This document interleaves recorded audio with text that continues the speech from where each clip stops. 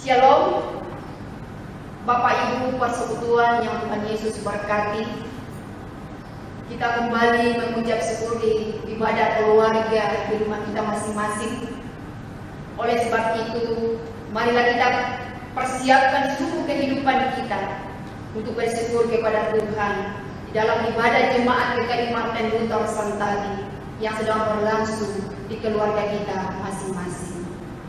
Oleh sebab itu, saya menjemput kita berdiri dan kita menyanyi bersama dari Kidung Jemaat 353 ayat 1 dan ayatnya yang kedua.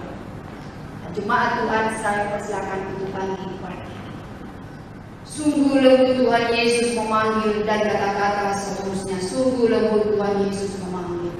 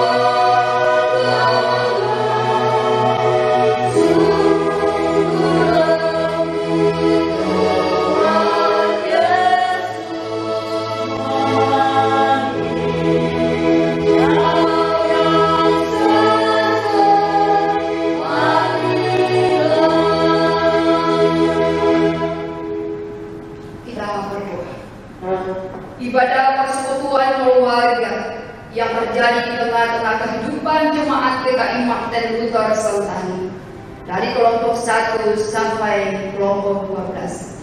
Kami alasan itu terjadi di dalam nama Allah Bapa, di dalam nama Yesus Kristus, lewat tuntunan Roh Allah yang kudus.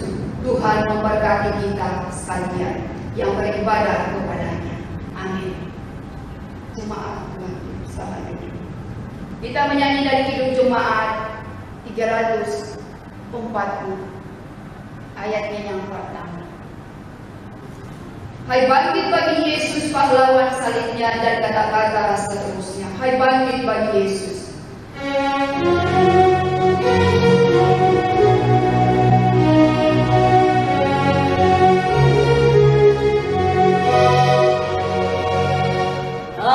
God.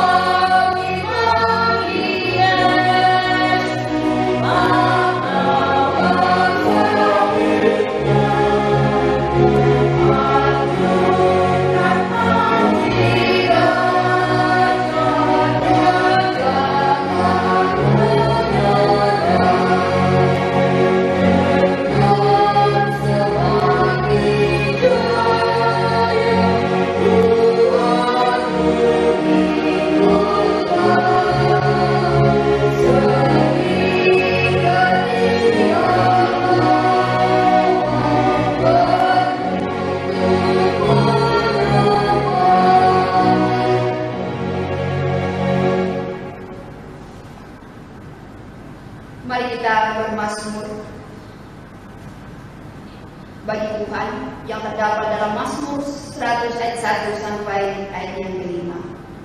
Mazmur 100 ayat 1 sampai ayat yang kelima.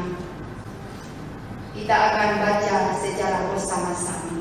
Saya akan bacakan perikopnya dan ayat-ayat seterusnya kita akan baca bersama-sama. Pujian Allah dalam baitnya. Mazmur untuk korban syukur 3. Bersorak-soraklah bagi Tuhan, hai seluruh bumi. Beribadahlah kepada Tuhan dengan sukacita. Datanglah ke hadapannya dengan sorak-sorai. Ketahuilah bahwa Tuhanlah Allah. Dialah yang menjadikan kita dan punya dialah kita, umatnya dan kawanan domba gembalaannya.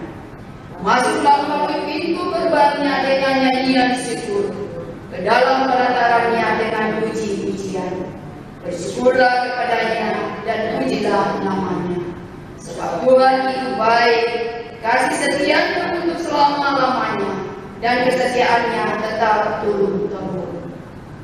Kita aminkan dari nyanyian Kidung Jemaat 355 ayat 1 dan 2. 355 ayat 1 dan ayat yang kedua. Pada ayat yang kedua, sama persilakan hamba Tuhan untuk mengambil tempat. Yesus memanggil, mari segera, dan kata-kata seterusnya.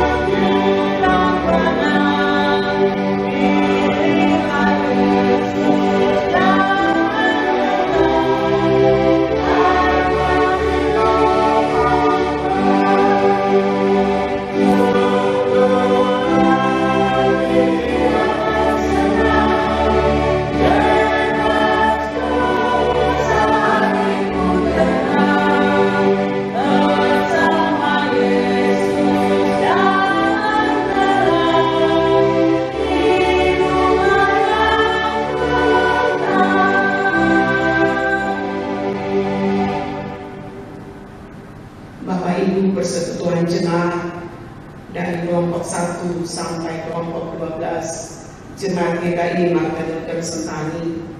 Di malam hari ini kita akan membaca kebenaran firman Tuhan yang terambil dari dalam kitab pertama Korintus pasal 15 ayatnya yang ke-12 sampai dengan ayatnya yang ke-34. Pertama Korintus pasal 15 ayat 12 sampai 34. Sebelum membacakan kebenaran firman Tuhan, mari kita minta tuntunan Roh Kudus. Kita berdoa.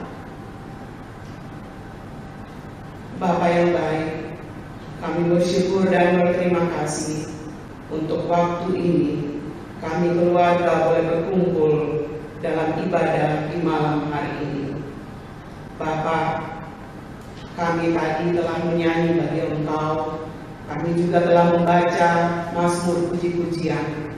Saat ini Tuhan, kami akan membaca kebenaran firman-Mu yang terambil dari dalam kitab pertama Korintus pasal 15 ayat 12 sampai 34. Tuhan, hamba minta kuasa Roh Kudus-Mu menguasai hati, jiwa, roh, dan pikiran kami, supaya kebenaran firman-Mu ini kami boleh mengerti dan Roh Kudus-Mu boleh kami lakukan dalam hidup kami hari lepas hari. Hamba yang akan menyampaikan firman-Mu, hamba minta kuasa urapan daripada Tuhan, agar supaya kebenaran firman yang hamba beritakan bukan berasal daripada hamba, bukan berasal daripada kekuatan dan kelegaan hamba, tapi semata-mata berasal daripada Engkau, Allah Bapa di sorga. Berfirmanlah kepada kami Tuhan, karena kami semua telah siap untuk membaca dan mendengar kebenaran firman-Mu. Di dalam nama Tuhan Yesus, firman yang hidup, kami berdoa. Amin. Bapak Ibu jemaat Tuhan, pembacaan firman Tuhan dalam kitab pertama Korintus 15 ayat 12 sampai 34 berbunyi demikian. Kebangkitan kita. Jadi bila mana kami beritakan bahwa Kristus dibangkitkan dari antara orang mati, bagaimana mungkin ada di antara kamu yang mengatakan bahwa tidak ada kebangkitan orang mati? Kalau tidak ada kebangkitan orang mati, maka Kristus juga tidak dibangkitkan. Tetapi andai kata Kristus tidak dibangkitkan, maka sia-sialah pemberitaan kami, dan sia-sialah juga kepercayaan kamu. Lebih daripada itu, kami ternyata berdusta terhadap Allah, karena tentang Dia kami katakan bahwa Ia telah membangkitkan Kristus, padahal Ia tidak membangkitkannya. Kalau andai kata benar bahwa orang mati tidak dibangkitkan. Sebab jika benar orang mati tidak dibangkitkan, maka Kristus juga tidak dibangkitkan. Dan jika Kristus tidak dibangkitkan, maka sia-sialah kepercayaan kamu, dan kamu masih hidup dalam dosamu. Demikianlah binasa juga orang-orang yang mati dalam Kristus. Jikalau kita hanya dalam hidup ini saja menaruh pengharapan pada Kristus, maka kita adalah orang-orang yang paling malang dari segala manusia. Tetapi yang benar ialah bahwa Kristus telah dibangkitkan dari antara orang mati sebagai yang sulung dari orang-orang yang telah meninggal. Sebab sama seperti maut datang karena satu orang manusia, demikian juga kebangkitan orang mati datang karena satu orang manusia. Karena sama seperti semua orang mati dalam persekutuan dengan Adam, demikian pula semua orang akan dihidupkan kembali dalam persekutuan dengan Kristus. Tetapi tiap-tiap orang menurut urutannya.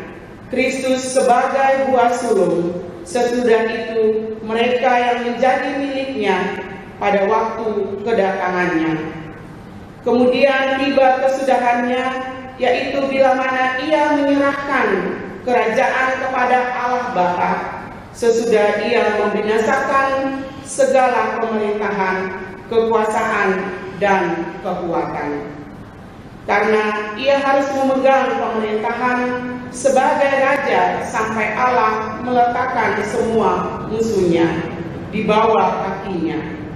Musuh yang terakhir yang dibinasakan ialah maut. Sebab segala sesuatu telah ditaklukkannya di bawah kakinya. Tetapi kalau dikatakan bahwa segala sesuatu telah ditaklukkan, maka teranglah bahwa Ia sendiri yang telah menaklukkan segala sesuatu di bawah kaki Kristus tidak termasuk di dalamnya. Tetapi kalau segala sesuatu telah ditaklukkannya di bawah Kristus, maka Ia sendiri sebagai anak akan menaklukkan dirinya di bawah Dia yang telah menaklukkan segala sesuatu di bawahnya, supaya Allah menjadi semua di dalam semua.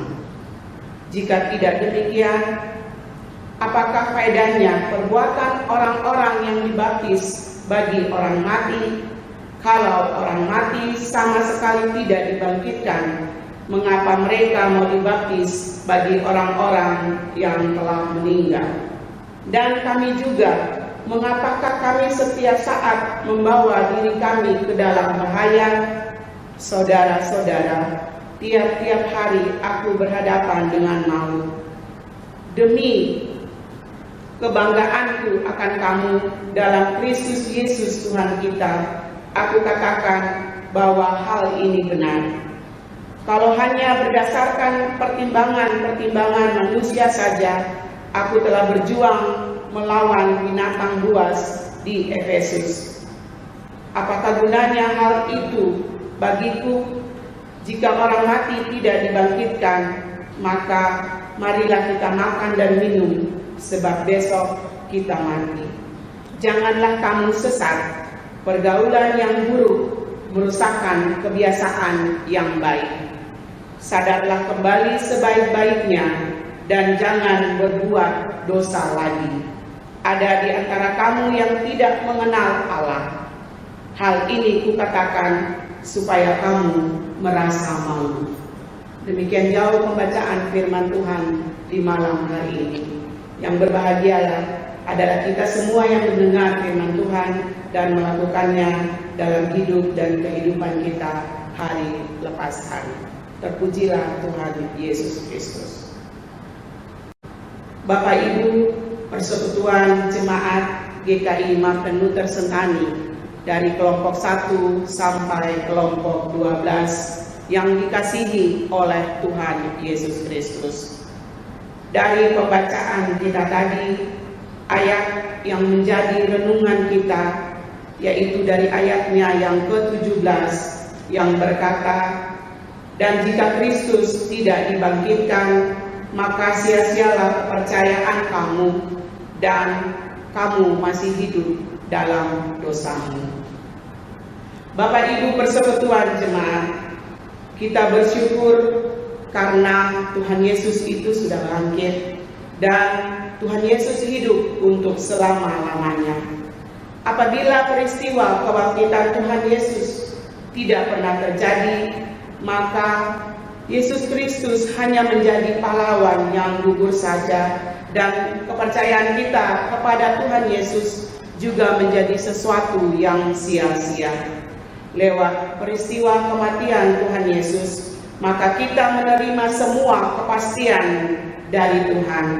Ada jaminan keselamatan di dalamnya, dan kita tidak perlu ragu akan hal ini. Kita memiliki kepastian iman, kepastian hidup karena Tuhan Yesus telah bangkit.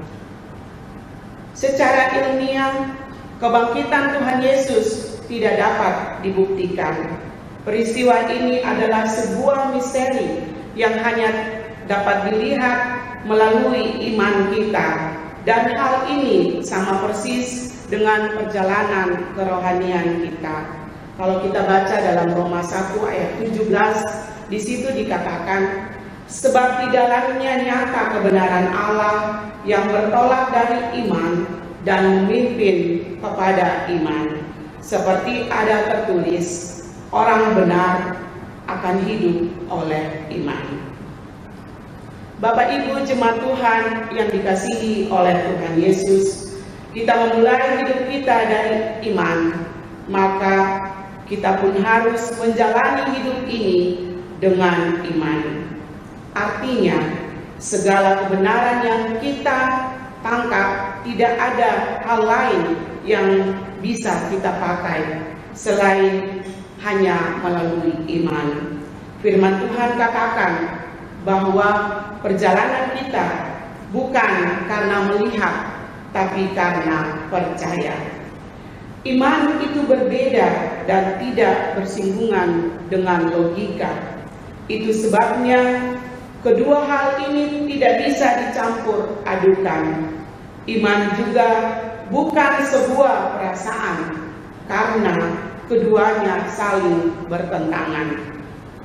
Sekarang ini kita kebanyakan hidup dengan perasaan. Bila hatinya senang, maka dia akan rajin beribadah dan rajin berdoa.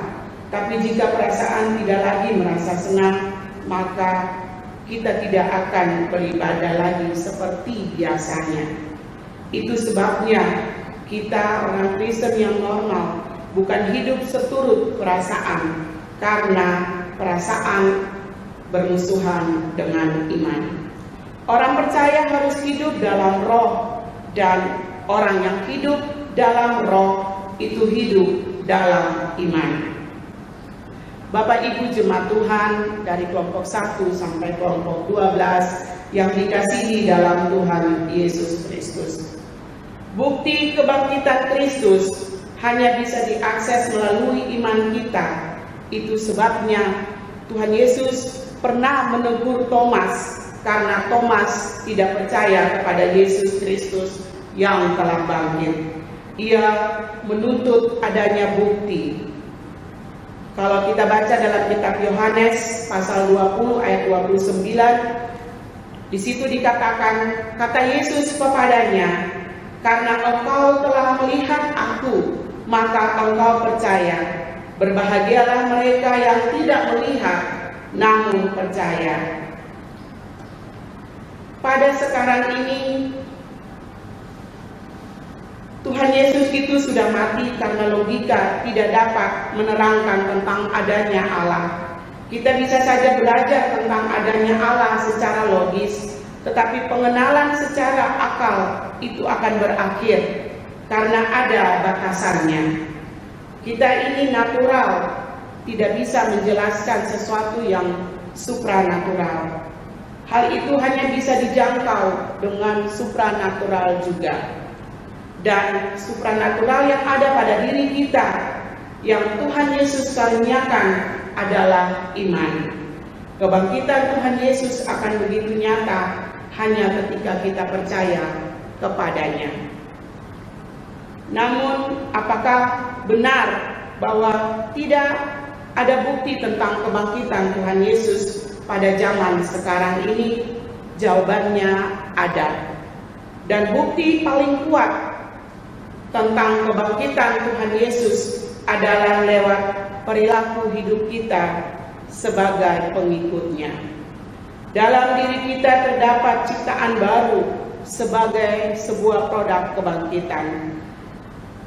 1000 bukti ilmiah tentang kebangkitan Tuhan Yesus akan percuma bila hidup kita biasa-biasa saja.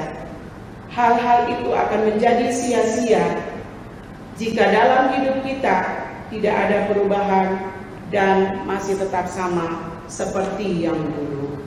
Dalam kitab 2 Korintus pasal 5 ayat 15 dan 17, di situ dikatakan, dan Kristus telah mati untuk semua orang, supaya mereka yang hidup tidak lagi hidup untuk dirinya sendiri, tetapi untuk Dia yang telah mati dan telah dibangkitkan untuk mereka.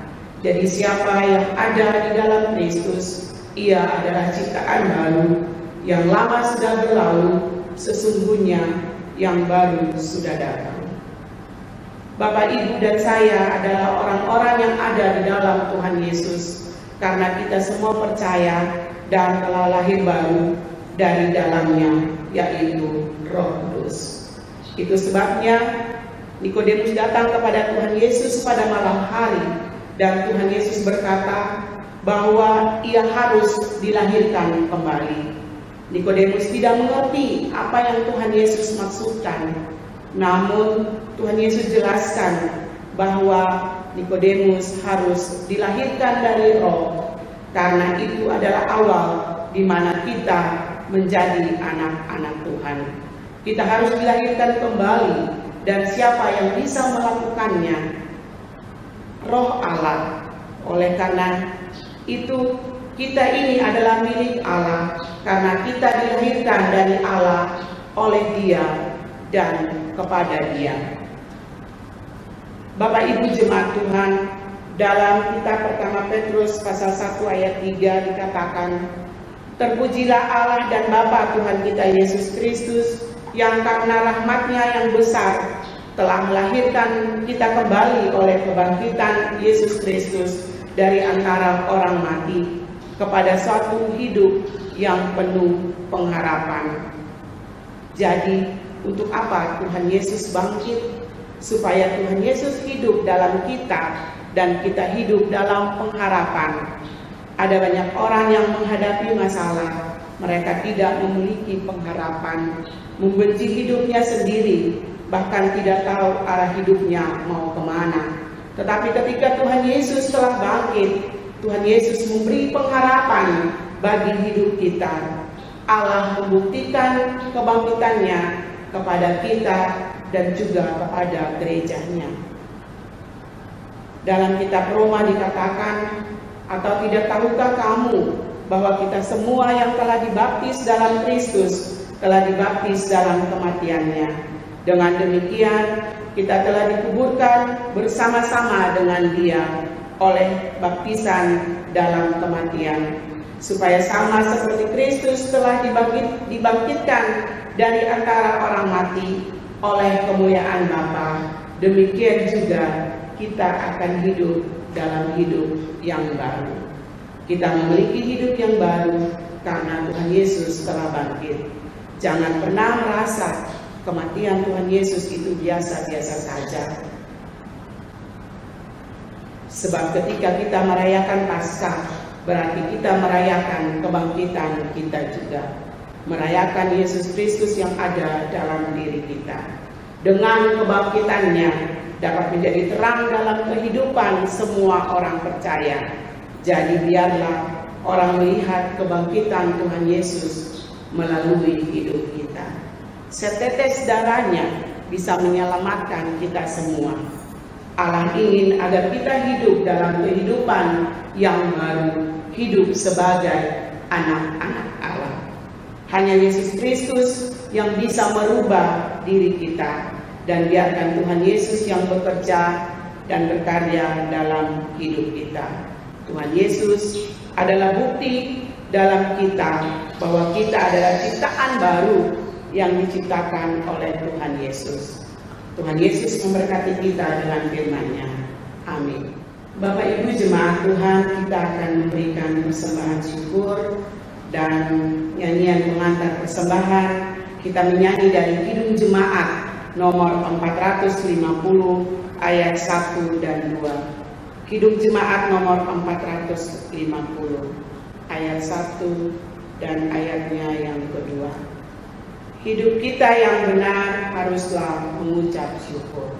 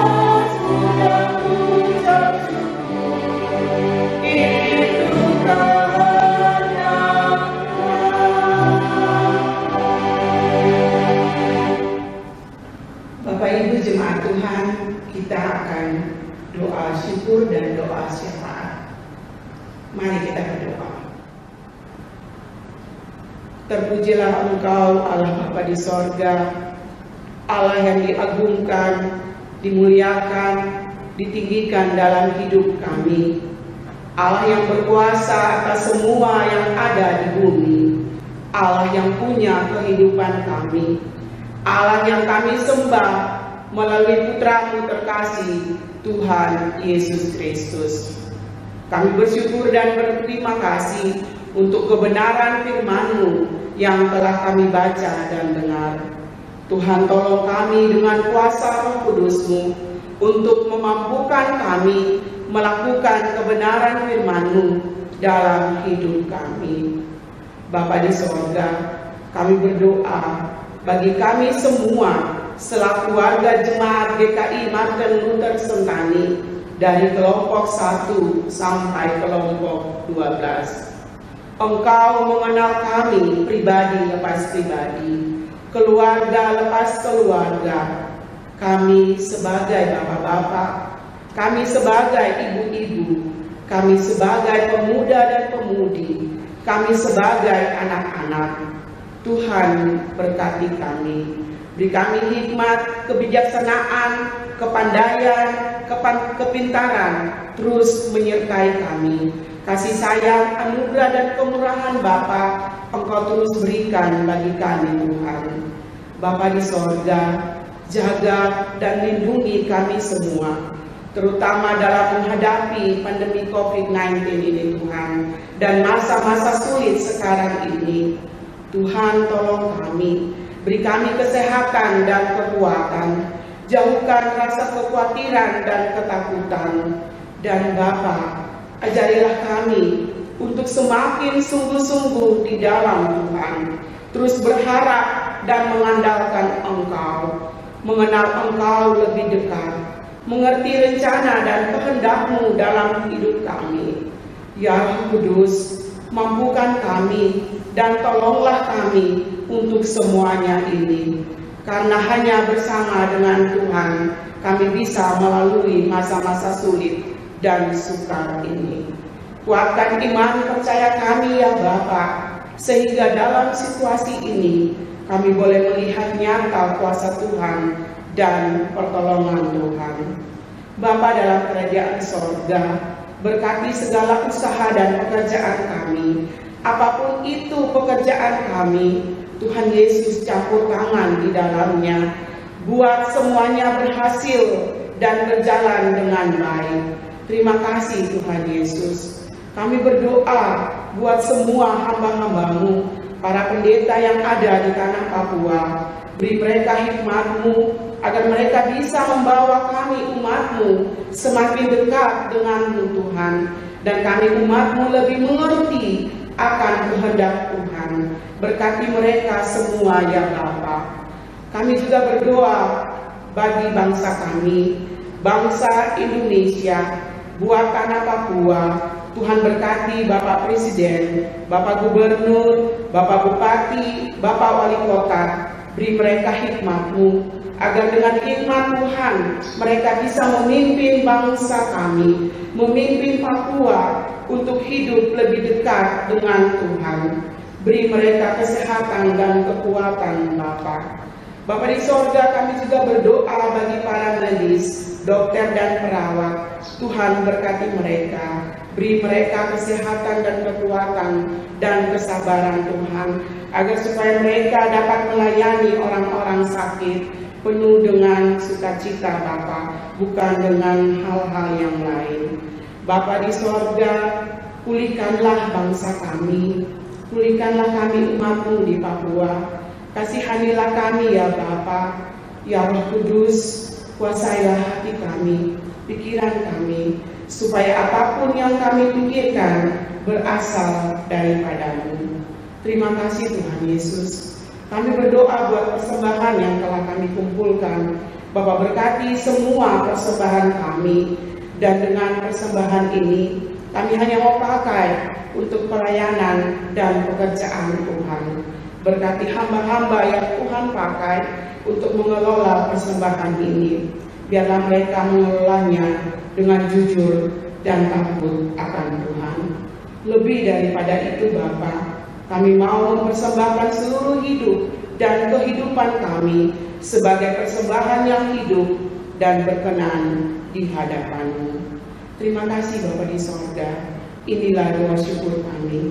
Kami mohon ampunilah segala salah dan dosa kami. Lalu hanya di dalam nama Tuhan Yesus Kristus kami berdoa dan bersyukur kepadamu. Amin.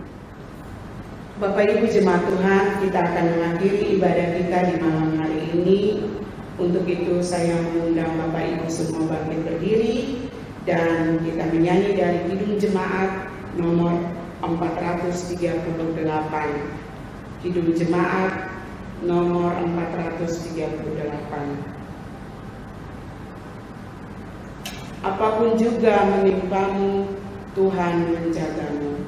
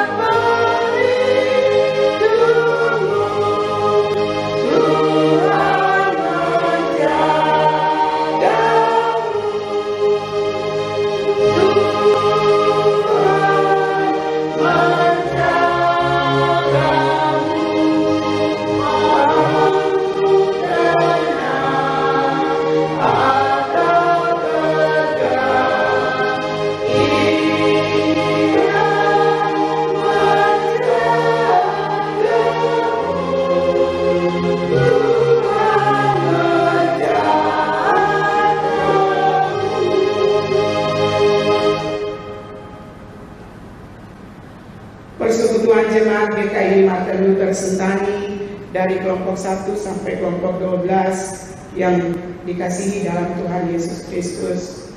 Ingatlah akan sabda kebenaran firman Tuhan yang telah kita terima dan mintalah kuasa Roh Kudus untuk melengkapi dan memampukan kita untuk melakukan firman Tuhan ini dalam hidup kita tiap-tiap hari dan menjadi saksi bagi keluarga dan di tempat kita berkarya.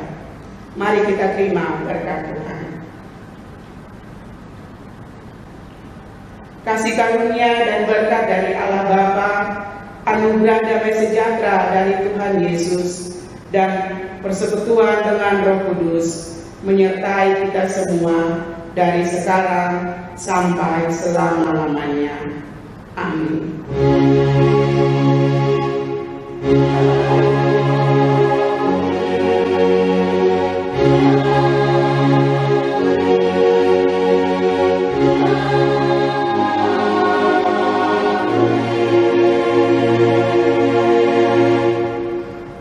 Ibadah selesai.